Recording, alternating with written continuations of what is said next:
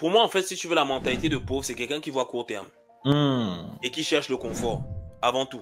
Quelqu'un pour moi qui est pauvre, c'est pas quelqu'un qui est monétairement pauvre. C'est quelqu'un qui réfléchit, mais d'une manière que des fois, moi, je comprends pas. Des fois, moi, j'aime dire déjà, tout a un prix. En fait, tu dois payer tôt ou tard. Exactement. Soit tu payes en saisissant l'opportunité, donc il y a un coût associé à ça qui est le risque. Un exemple vraiment stupide. Hein. Quelqu'un qui prend un prêt immobilier, okay, il va s'attarder sur le taux d'intérêt, de savoir okay, est-ce que le taux d'intérêt de 3,60 ou de 3,70, ça représente combien en termes de... Tu vois ce que je veux dire? Ça représente rien du tout.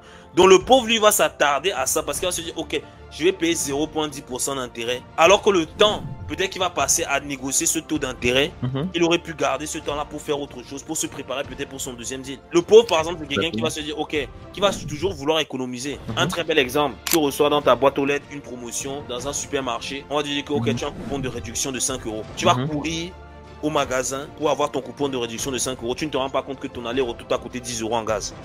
Tu vois ce que je veux dire? Et ça t'a pris peut-être 1 heure et tu es content, ah j'ai eu mon... Tu vois ce que je veux dire? Donc le pauvre par exemple il va sauter dessus pour se dire ok je vais avoir le résultat maintenant. Mais le résultat il est dérisoire.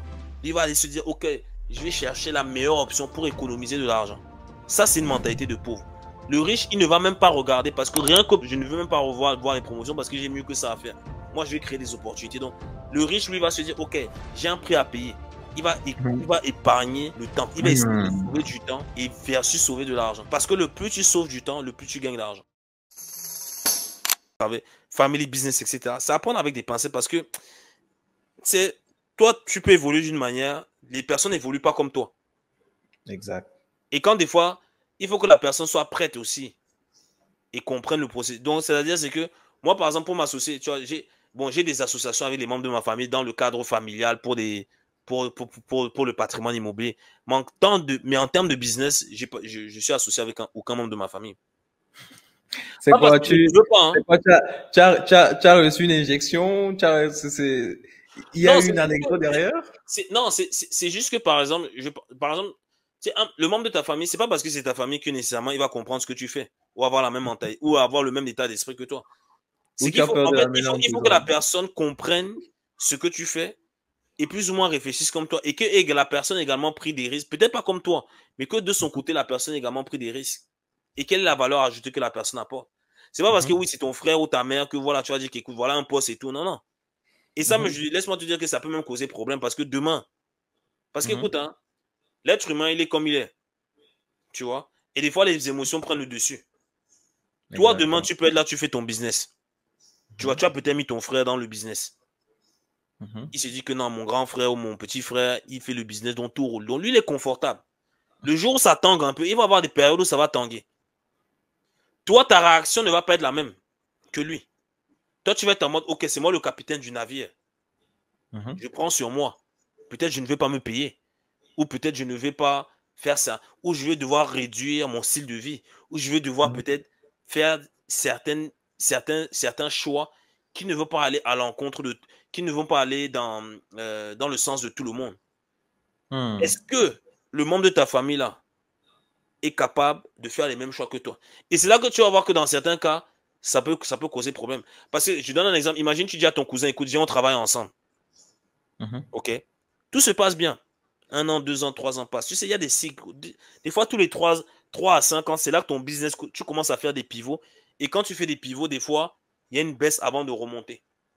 Ouais. Tu vois ce que je veux dire? Et quand tu vas faire ce pivot-là, des fois, tu sais, il y a différents paliers. Par exemple, quand tu fais ton premier 100 000, les personnes avec qui tu travailles pour t'amener au million ne vont pas être les mêmes. Tu vas te débarrasser de 50% des personnes avec qui tu travailles. Puis tu as le palier de 1 million à 3 millions, de 3 à 5 et de 5 à 10. Je peux te garantir que quand tu arrives à 10, les personnes qui étaient avec toi à 100 000, il y en a peut-être 2-3 qui restent. Le reste, tu les as, tu vois.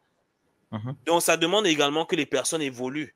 Et pour évoluer, des fois, il faut passer par des moments difficiles. Ou des fois, il faut serrer la ceinture. Tu vois. Si tu as pris ton frère ou ton cousin pendant que tout roule, lui, il arrive, tout roule, tout est beau. Mais il voit que le truc est en train de descendre. Quand tu vas lui dire, écoute, bon, il faut qu'on diminue ton salaire, ou cette année, il n'y a pas de bonus, il n'y a pas de prix. Il va te dire que, mais attends, comment ça? Et c'est là maintenant que ça va causer des problèmes.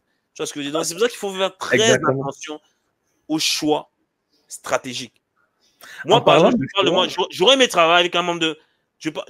Immobilier, oui, je suis avec ma famille, mais businessment parlant, j'aurais aimé travailler avec un de mes frères ou ma soeur, par exemple. Mais je ne le fais pas. Pourquoi? Parce que je ne suis pas ceux qui puissent supporter, par exemple, ce que je suis en train de traverser aujourd'hui. Parce que je donne un exemple. Sur les 3 derniers mois, je ne me suis pas payé. Pas parce que je n'ai pas envie de me payer. Pourquoi? Parce que je me suis dit, c'est moi le capitaine. Je me paye en dernier. Donc, je préfère, par exemple, prendre l'équivalent de mon salaire et venir financer des campagnes publicitaires ou financer 600. Mais et je travaille au même rythme, voir si ce n'est plus que avant. Mais va dire à la personne qui est arrivée pendant qu'elle avait son 2-3 000 tous les mois, qui tombait, tout ça, de te dire, OK, écoute, pendant 4 mois, ça se peut que tu ne sois pas payé parce qu'on est en train de faire tel ou tel pivot. Non, ça marche pas. Est-ce que pour toi, la différence entre, j'aime pas le mot pauvre, hein, la différence entre un prolétaire financièrement et quelqu'un qu'on considère de riche, c'est en fait, on va dire le prolétaire ou le pauvre, si tu veux que j'utilise le mot, recherche plus la stabilité, recherche plus le confort ou la sécurité. Par contre, celui qui est le plus susceptible d'être millionnaire ou riche, si tu veux, il est toujours dans les risques. Est-ce que tu concordes avec moi? Ouais, je suis d'accord. Pour moi, en fait, si tu veux la mentalité de pauvre, c'est quelqu'un qui voit à court terme et qui cherche le confort avant tout. Tu vois ce que je veux dire? En fait, quand tu parles, quelqu'un pour moi qui est pauvre, c'est pas quelqu'un qui est monétairement pauvre. Hein. C'est quelqu'un qui réfléchit, mais d'une manière que des fois, moi, je comprends pas. Tu vois ce que je veux dire? C'est-à-dire, c'est quelqu'un qui va voir court terme. En fait, il faut des fois, moi, j'aime dire déjà, tout a un prix. En fait, tu dois payer tôt ou tard. Exactement. Soit tu payes en saisissant l'opportunité, dont il y a un coût associé à ça qui est le risque ou l'intérêt, par exemple, si on parle d'un point de vue financier. Et quel est le reward derrière? Quelle est la finalité derrière? Tu vois, non? Donc, le pauvre, lui, va se dire, OK, je donne un exemple. Je vais prendre un exemple vraiment stupide. Hein. Quelqu'un qui prend un prêt immobilier, okay, il va s'attarder sur le taux d'intérêt, de savoir, OK, est-ce que le taux d'intérêt de 3,60 ou de 3,70, ça représente combien en termes de... Tu vois ce que je veux dire? Ça représente rien du tout. Donc, le pauvre, lui, va s'attarder à ça parce qu'il va se dire, OK, je vais payer 0,10% d'intérêt. Tu vois? Alors que le temps, peut-être qu'il va passer à négocier ce taux d'intérêt. Il aurait pu garder ce temps-là pour faire autre chose, pour se préparer peut-être pour son deuxième deal. Tu vois ce que je veux dire? Le pauvre, par exemple, c'est quelqu'un qui va se dire, OK, qui va toujours vouloir économiser. Un très bel exemple. Tu reçois dans ta boîte aux lettres une promotion pour dans un supermarché. On va te dire que OK, tu as un coupon de réduction de 5 €. Tu vas courir au magasin pour avoir ton coupon de réduction de 5 €. Tu ne te rends pas compte que ton aller-retour t'a coûté 10 € en gaz. Tu vois ce que je veux dire? Et ça t'a pris peut-être 1 heure et tu es content. Ah, j'ai eu mon. Tu vois ce que je veux dire? Donc, des fois, donc, tous ces trucs des flyers qu'on t'envoie, le pauvre, par exemple, il va sauter dessus. Pour se dire, OK, je vais avoir le résultat maintenant. Mais le résultat, il est dérisoire. Il va aller se dire, OK, je vais chercher la meilleure option pour économiser de l'argent. Ça, c'est une mentalité de pauvre. Le riche, il ne va même pas regarder parce que rien que par... Moi, par exemple, chez moi, ma boîte aux lettres, ce n'est pas devant ma maison. Il faut que je marche 5 minutes. C'est un quartier résidentiel. Mais il faut que je marche 5 minutes, si ce n'est 10, pour aller récupérer mon courrier. Et dans la plupart de mes courriers, il y a des promotions. Donc, tu vois, je n'ai même pas le temps d'aller chez... Il y a des personnes qui attendent de recevoir des promotions. Moi, je ne veux même pas voir les promotions parce que j'ai mieux que ça à faire. Moi, je vais créer des opportunités. Donc, le riche, lui, va se dire, OK, j'ai un prix à payer. Il va épargner le temps. Il va essayer de sauver du temps et versus sauver de l'argent. Parce que le plus tu sauves du temps, le plus tu gagnes d'argent. Exactement, exactement. En fait, j'ai l'impression d'être dans un, comment on appelle ça, dans une masterclass, en fait. Parce que ce que je suis en train de faire, c'est une masterclass en réalité. Et pour moi, sérieusement, c'est quelque chose de particulier parce que, tu vois, tu as dit quelque chose à partir du moment où tu fais tes premiers 100 000 euros. Tu peux plus marcher, par exemple, avec la personne, par exemple, qui réfléchit à seulement 5 000 euros. Parce que, par exemple, lorsque tu vas parler de 20 000 euros, 30, 40, 5 000 euros, il va dire, ah, il se vante un peu. Et ça va, tu vois. Et c'est là que tu comprends que, des fois, on voit des personnes qui disent, Ils se vendent beaucoup, ils se, ils se vendent beaucoup, où il est trop voyant, qu'est-ce qu'il veut nous montrer?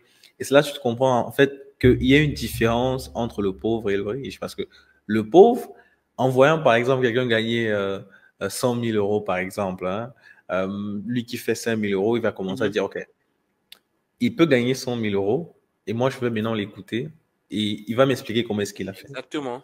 Et c'est à partir de ce moment-là que tu comprends que, ouais, et il y a un autre débat également que j'aimerais faire. On voit beaucoup de personnes discuter. Tu vois, la personne il a son entreprise, il veut pas vendre les parts, il veut être le patron. Est-ce que pour toi, avoir une entreprise partant de zéro et ne pas avoir des collaborateurs qui vont, par exemple, être des socios, comme on dit en portugais, des socios, c'est-à-dire que, c'est quoi le mot en français? Actionnaire. Actionnaire, Mhm. voilà. Est-ce que pour toi, c'est une erreur, par exemple, de quelqu'un qui développe son entreprise, il n'a pas assez de fonds, mais il a besoin, par exemple, des actionnaires pour évoluer. Est-ce que c'est une erreur de Très grosse. partager les parts de son intérieur? Très grosse. Très Très grosse grosse erreur. erreur? J'ai dit pourquoi? Parce Hmm. que moi, enfin, je veux pas dire, je veux pas que mon avis soit unanime, hein. Après, il y a des personnes qui ont fait des startups, ils ont pris des actionnaires, boum, boum, après ça s'est catapulté. Mais moi, je suis par exemple, je suis quelqu'un de factuel, tu vois. Donc. Moi, je Mhm. te parle de mon expérience. Mhm. Ok. Moi, j'ai eu à m'associer Mhm. avec un de mes anciens collaborateurs. Après, je te cache pas que la personne était mal intentionnée. C'est que par exemple, moi, je pars du principe, surtout dans nos business dans lesquels on est là, business en Mhm. ligne, immobilier. Moi, je pense qu'en fait, il faut se faire ses propres armes d'abord seul. Hmm. Tu vois ce que je veux dire? Il faut avoir le bon poids à peser. Exactement, il faut d'abord se faire ses propres armes seul. Par exemple, moi, tu sais, je fais beaucoup de, oui, je fais de l'immobilier, mais je fais plus de business en ligne, marketing en ligne, stratégie web et tout. Je fais plus que ça que Mhm. l'immobilier. Les gens le savent. Je fais peut-être 20% d'immobilier. 80% du temps, c'est business en ligne. Là, je suis en train de bâtir mon CRM, mon propre SaaS, etc. Mhm. Donc, j'ai eu m'associer avec quelqu'un en lui donnant Mhm. des parts, Mhm. tu vois. Et ça s'est mal passé. Pourquoi? Parce que le fait que la personne ait des parts, après, il peut y avoir des divergences en termes de vision Mhm. et même à court terme en termes de comment les choses se déroulent d'un point de vue opérationnel. Mhm. Et des fois, quand l'argent, parce qu'on va pas se mentir, quand tu donnes le mentir, quand tu donnes des parts à quelqu'un, Mhm. l'enjeu, il est financier. Mhm. Même si la personne, Il pense beaucoup au gain de il l'entreprise pense parce au que gain. forcément. Tu vois ce que je veux Ouais. dire? Il pense au gain, donc, et après, l'argent entre en jeu. Et quand l'argent entre en jeu, les émotions prennent le dessus. Quand les émotions prennent le dessus, voilà, c'est poursuite de ceci, cela. Donc, Hmm. voilà la leçon que j'ai retenue. Et je me félicite. Pourquoi? Parce que je n'ai pas mis en danger ma propre structure. C'est que quand tu Hmm. vas t'associer avec quelqu'un, tu vas créer une structure à part pour t'associer avec cette personne-là. Tu vois ce que je veux dire? Hmm. C'est-à-dire, aujourd'hui, tu as ton business. Demain, si toi et moi, on est associés, tu vas pas venir prendre ton business pour t'associer avec moi. Je ne vais pas venir prendre Hmm. mon business pour m'associer avec toi. C'est que je vais créer une structure d'investissement, de venture, de partnership. Toi également, tu vas faire la même chose. On va faire par exemple 50-50. Comme ça, si Hmm. demain, ça va bien, si ça tourne bien, ça peut bien tourner peut-être pendant 1 an, 2 ans. Et il faut aussi partir du principe que tout est éphémère. Donc, même si on s'associe demain, c'est qu'à un moment donné, il y aura une fin. Et Bien pour que la sûr. fin soit pacifique, Mhm. il faut pas qu'il y ait nos intérêts où tu sais que bon, Voilà. tu as transpiré, tu as pleuré, Des tu vas intérêts voir vitaux. ton business être entaché parce que quelqu'un d'externe s'est greffé à ça et veut, tu vois, non, là, c'est là que tu pars dans les.